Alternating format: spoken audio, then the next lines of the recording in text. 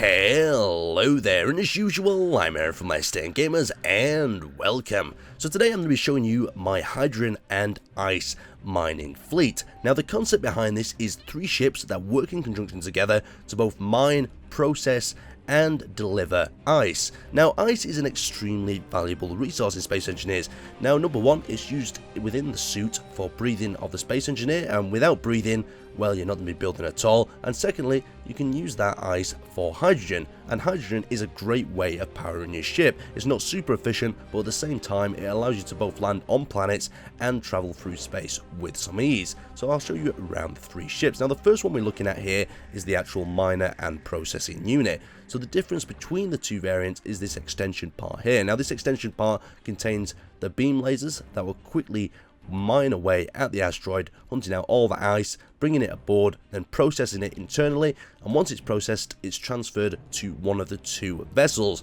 Now you're probably wondering, why have I got 2 transport vessels? Well, the idea is one always stays with the mining ship. So once that's offloaded its supplies, it can continue mining. One can be traveling back to the outpost, while one can be offloading supplies, and that means we've got a constant rally of supplies and ice going to be traded between the Space Engineers. Now this is one of the transport vessels for the ice, and you can see it's just a shorter design. The interior is packed out completely with a beautiful stockpile of incinerators, and we also have some refineries in there to process the ice as we go in, so we can process it and then mount it on the external tanks. Now the external tanks for the ship also double as hydrogen power for the thrusters on the ship itself as well, so that is just a nice little bit of added extra bonus. Now the other ship is very similar. You can see we've got a very similar sort of design. The only difference between the 2 sister ships that are used for transporting supplies is how the internal layout is. I tried a different sort of combination of hydrogen cells. So on this one we've got 2 on the upper deck and the whole down cell, and we've got another 2 down there as well to store further hydrogen as we travel through space, where the other one only has a singular cell. Now looking a little bit further over here, we have the original design for the ship.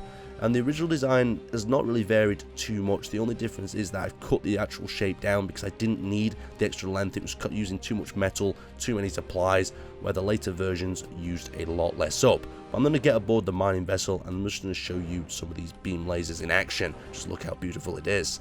So popping into the cockpit here, we can actually activate our beam lasers. So if we turn them on and we turn our turrets on, we should be able to power up and start cutting into that asteroid. I just love them lasers. Look how beautifully they cut in, and our power is cut off already. So let's just give it a quick little bit of a boost, make sure our drills are off. Okay, power's back online, and we can begin mining again.